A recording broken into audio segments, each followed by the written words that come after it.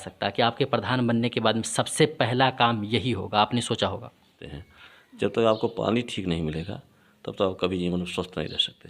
लेकिन संचालन कोई दूसरा करता था, जिसके नाते से वो प्रस्ताव मिल नहीं हमको पाया, जिसके नाते वो टंकी लग नहीं पाई अभी तक।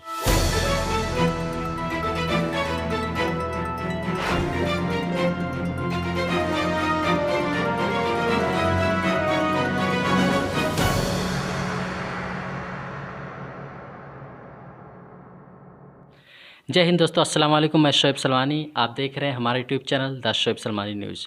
दोस्तों, आज हम आए हुए हैं एक ऐसे प्रत्याशी, प्रधान पद के प्रत्याशी से मिलने जो वित्त विहीन शिक्षक संघ के उपाध्यक्ष भी हैं, एक सामाजिक कार्यकर्ता भी हैं, एक बड़े पद पर एक बड़ी जिम्मेदारी निभाते हैं और ये अपने ग्राम सभा से प्रधान पद के उम्मीदवार भी हैं। तो आइए बातचीत करते हैं कि इतनी बड़ी जिम्मेदारी होने के बावजूद आप गांव के विकास पर भी ध्यान दे रहे हैं।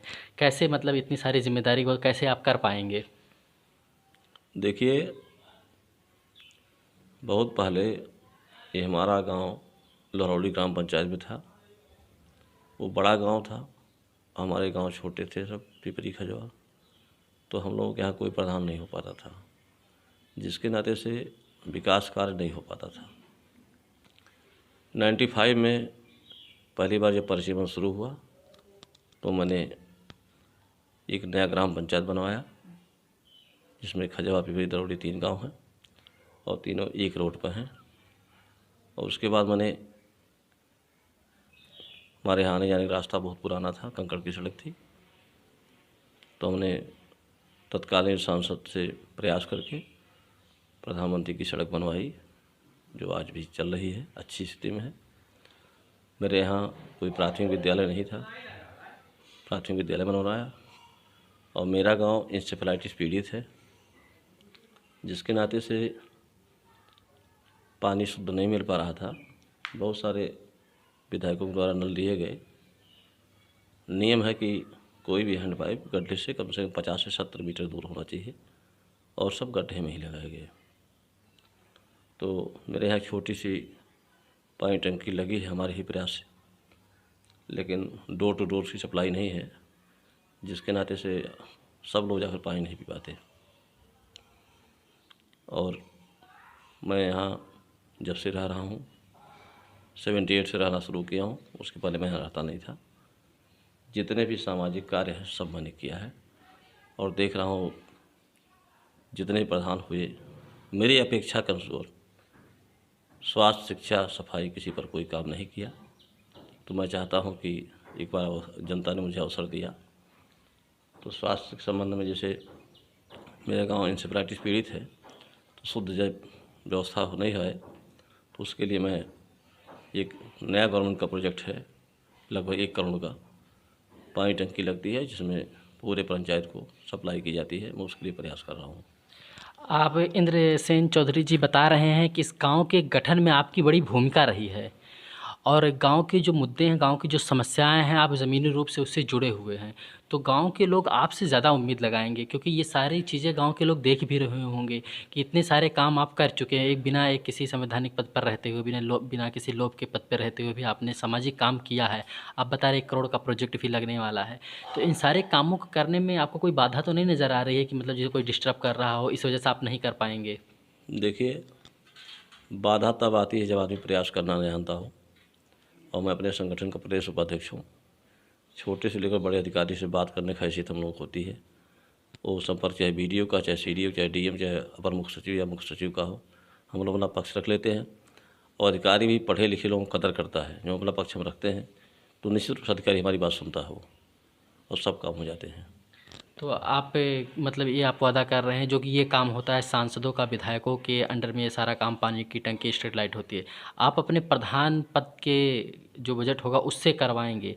तो क्या वाकई में प्रधान को इतना बजट मिलता है कि गांव में बड़े बड़े काम हो सकते हैं? देखिए, कुछ बजट तो प्रधान को मिलते हैं, लेकिन बहुत बड़े काम प्रधान नहीं करवा सकता। लेकिन संविधान में व्यवस्था दी गई कई पदों का, जैसे प्रधान छोटा पद है, जिला पंचायत सदस्य है, जिला पंचायत अध्यक्ष है, BDC है तो प्रमुख होता है, विधान परिषद सदस्य होते हैं जो हमारे भी संगठन के होते हैं, विधायक होता है, सांसद होता है, हर जगह तमाम पद है। जिस लेवल का काम रहेगा उस लेवल के पद के व्यक्ति से मिलकर के अपनी बात कही जाएगी तो काम होगा। इस समय गांव का जो वो बॉडी स्ट्रक्चर है, जैसे रोड हो गया, नाली हो गया, या कहीं पुलिया पे डिवाइडर हो गया, इस कंडीशन में कैसा है और आप उसको कैसा करना चाहते हैं? देखिए, जो मुख्य मार्ग हमारे यहाँ का है प्रधानमंत्री की सड़क, उसने पूरे 100% सही हाल में है। और मेरे गांव के दो तरफ से प्रधानमंत्री की सड़क है और दो तरफ से इंटरलॉकिंग बनी हुई है। नालियों की समस्या है और सोलिंग की समस्या है, और ये समस्या बाकी 3 गांवों को भी है। मुख्य मार्ग तो बना हुआ है, लेकिन गांव में समस्या नाली की है और सोलिंग की भी है। और बहुत सारे गरीब हैं बेचारे जिनके पास आवास नहीं है, वो बहुत गलत ज़िंदगी जी रहे हैं। तो आवास तो जो प्रधान को मिलता है वीडियो थ्रू मिलता ही है, सांसद, विधायक और मुख्यमंत्री, प्रधानमंत्री के द्वारा भी मिलता है। अगर प्रयास किया जाएगा सबको आवास मिल जाएगा। आपने आवास का नाम लिया, तो पिछले प्रधानी जो भी प्रधान का कार्यकाल रहा हो, उसमें जो आवास बटा है, जिन लोगों को, पात्रों को, अपात्रों को जो भी दिया गया, क्या आप उस लिस्ट से संतुष्ट हैं कि सही लोगों को आवास मिला है? देखिए, इस पर मैं बहुत कमेंट नहीं करना चाहता। किसी की गलती को उजागर नहीं किया जाता है, अपनी गलती सुधार के जाता है, और हमको अवसर मिलेगा तो पात्र व्यक्ति को ही सब मिलेगा। है, कुछ लोग ऐसे भी होंगे जो पात्र होंगे, नहीं पाए होंगे, वो आपकी नज़र में तो होंगे, तो आपको मतलब लगता है गांव में किसी को ऐसा है जिसको आवास नहीं मिला, वो आवास के लायक था? हमारे यहाँ अनुसूचित जाति में और पिछड़े वर्ग में भी कुछ हैं ऐसे व्यक्ति जो पात्र हैं, उनको नहीं मिल पाया, क्योंकि जो प्रतिनिधि हमारे यहाँ था वो सही ढंग से प्रयास वो नहीं किया, इसलिए वो सब वंचित रह गए। और दूसरी बात यह है कि जब पद का व्यक्ति योग्य नहीं होता है तो जो निर्धारित कोटा है उसी का लाभ आपको मिलेगा, और उसके आगे आप पहुँच नहीं रखते तो आपको कुछ नहीं मिलेगा। तो हम प्रयास करेंगे, जो निर्धारित कोटा है वो तो रहेगा ही, उसके आगे सांसद, विधायक से मिल करके, मुख्यमंत्री से सिफारिश करके हम लोग दिलवा देंगे, सबको आवास मिल जाएगा जितने पात्र व्यक्ति हैं। जैसे देखा जाता है प्रत्याशियों में उनकी एज को लेकर देखा जाता है, उम्र के लोग, अगर युवा प्रत्याशी है तो वो युवाओं के कामों पर ज़्यादा फोकस करता है, खेल कूद हो गया या भी जो भी युवा संबंधित होता है। अगर प्रत्याशी जो है वो थोड़ा उम्रदराज है तो उससे बुज़ुर्गों को ज़्यादा उम्मीदें रहती है कि हमारे हम उम्र के हैं, हमारी बातें पहले सुनेंगे। तो आपको क्या लगता है कि आपके गाँव में, आपकी, जैसे आप काफ़ी अनुभवी हैं, उम्रदराज हैं, गांव में आपकी एक प्रतिष्ठा, एक सम्मान है, तो गांव के जो बुज़ुर्ग लोग हैं जो पेंशन के लायक हैं, तो आपको क्या लगता है कि कुछ ऐसे लिस्ट में नाम नहीं शामिल हुआ जो पेंशन जिनको मिलना चाहिए था? हाँ, इस तरह से है कि जो पात्र व्यक्ति हैं उसमें कुछ वंचित रह गए हैं, लेकिन जो पद पर था व्यक्ति उसने सही प्रयास नहीं किया, तो उस पर कमेंट हम नहीं करते, क्योंकि उसका मामला है। मेरे रिज्यूम में जो होगा वो 100% सही होगा। जो आदमी पात्र होगा, किसी भी तरह की पात्रता उसके अंदर होगी, विधवा पेंशन, वृद्धा पेंशन, विकलांग पेंशन, वो सब पात्र व्यक्तियों को हम दिला देंगे। गांव की जो समस्याएं होती हैं वो व्यक्तिगत होती हैं, आवास हो गया, पेंशन हो गया, वृद्धा पेंशन, विकलांगता पेंशन, तो आपको क्या लगता है कि मतलब इन सारी चीज़ों में कौन सी ऐसी समस्या गांव की है जिसको प्राथमिकता दिया जा सकता है कि आपके प्रधान बनने के बाद में सबसे पहला काम यही होगा, आपने सोचा होगा? देखिए, हर व्यक्ति को आने जाने के लिए रास्ता चाहिए, तो मुख्य सड़क तो हमारी बनी हुई है, केवल गांव में सोलिंग की व्यवस्था में कमी है, एक समस्या। और दूसरी समस्या है कि हर जगह शहरों की तरह देहातों में भी पानी की निकास की बड़ी समस्या है, उसकी व्यवस्था होनी चाहिए। उसके बाद तब आवास का नंबर आता है, क्योंकि आपके घर आने जाने के लिए रास्ता नहीं होगा तो आवास बनाकर ही आप क्या करेंगे? आवास बना लेंगे, आपके घर का पानी निकलने की व्यवस्था नहीं होगी तो आवास कैसे रहेगा? जैसा कि बता रहे हैं गांव में नाली की समस्या मुख्य मुद्दा है, पानी निकास की जो समस्या है, तो इन सारी चीज़ों के पीछे गंदगी का अंबार लगा होगा। मलेरिया हो गया, डेंगू हो गया, गांव में ऐसी भी समस्या आपने भी बताया, बीमारी है पहले से, और लॉकडाउन में जो कोरोना चल रहा है पहले से पूरे विश्व में फैला हुआ है, तो ये गांव देश स्वास्थ्य के मामलों में काफ़ी पीछे लग रहा है आपके हिसाब से, तो आप इसको कैसे कंट्रोल करेंगे, कैसे ठीक कर पाएंगे? देखिए, ऐसा है कि इंसेफेलाइटिस पीड़ित है अगर, तो उसका मेन कारण जो होता है वो पानी ही होता है। और मैंने पहले ही कहा, ये छोटा सा ऑन स्पॉट टंकी सप्लाई के लिए लगा हुआ मेरे यहाँ, और उसको मैंने काफ़ी प्रयास से चालू करा दिया है। कुछ लोग पानी जाके डिब्बे भर के ला के पीते हैं, बाकी हमने पहले कहा कि बड़ी टंकी लगवाने का हमारा प्रोसीजर है।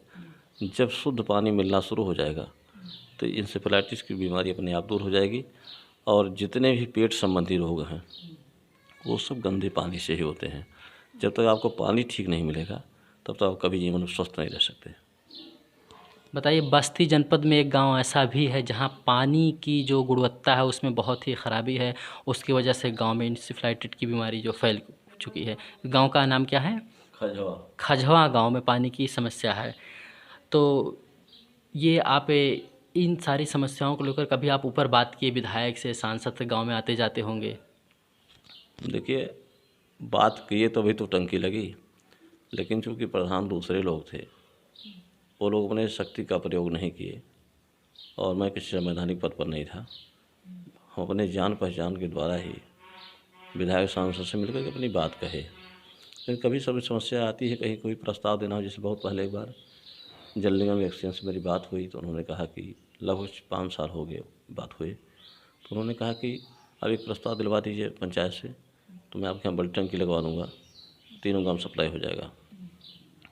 दुर्भाग्य से अनुसूचित महिला की सीट थी, उसके पति से मैंने निवेदन किया, लेकिन संचालन कोई दूसरा करता था, जिसके नाते से वो प्रस्ताव मिल नहीं हमको पाया, जिसके नाते वो टंकी लग नहीं पाई अभी तक। इन सारी चीज़ों के अलावा गांव में आपको क्या लगता है और भी ऐसे कोई मुद्दे जिस पे बात हो सकती है? मेन मुद्दा तो सब यही है, आने जाने का रास्ता हो, आवास हो जाए, पेंशन सबको मिल जाए, स्वस्थ रहे आदमी, बाकी सब ठीक है। आपके गांव की जो प्राइमरी स्कूल है उसकी क्या दशा है इस समय? अच्छे हाल में है। आपके गांव की शिक्षा व्यवस्था ठीक ठाक है? लॉकडाउन में इसे मतलब जैसे अब सरकार ने ये घोषणा कर दिया है कि शनिवार और रविवार को लॉकडाउन रहेगा, तो आप चुनाव प्रचार पे दिक्कत तो नहीं आएगी? कैसे करेंगे आप? 2 दिन आप छुट्टी मारेंगे कि फिर प्रचार में लगे रहेंगे?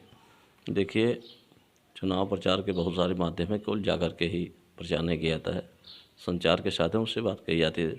और दूसरी बात यह है कि पंचायत चुनाव है, ये कॉन्स्टिट्यूंसी एमएलसी का या असेंबली का, पार्लियामेंट का नहीं है।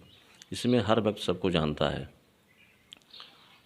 एक बार 2 बार मिलकर के अपनी बात कह दी गई, उनको चुनाव निशान दे दिया गया, और प्रचार की इतनी आवश्यकता नहीं जितना लोग करते हैं। आप जनता को क्या संदेश देना चाहते हैं इस कोरोना काल में कि दूरी, मास्क ज़रूरी या फिर कैसे? देखिए, जो भी शासन के निर्देश हैं, अपनी खुद की जिम्मेदारी सबकी है, उसका पूर्ण रूप से पालन करें, जिससे भविष्य में सुरक्षित रह सकें और स्वस्थ रहें। देखिए, ये संदेश एक ज़िम्मेदार व्यक्ति का था, एक सम्मानित व्यक्ति का था। इसको वाकई इस गांव के लोगों को समझना चाहिए कि प्रत्याशी कोई भी हो, वोटर कोई भी हो, ये कोई फ़र्क नहीं पड़ता है। इस पूरे गांव की ज़िम्मेदारी गांव के लोगों की है, सुरक्षा की ज़िम्मेदारी। दूरी बना के रखिए, मास्क ज़रूर लगाइए आप लोग। और जहाँ तक चुनाव प्रचार की बात है, जैसा कि आपने बताया कि संचार का माध्यम है, सोशल मीडिया से आप प्रचार करने की कोशिश कीजिए और इसका फ़ायदा उठाइए। मैं शोएब सलमानी, कैमरा पर्सन रमजान अली के साथ। आप देख रहे थे द शोएब सलमानी न्यूज़। जय हिंद, जय भारत।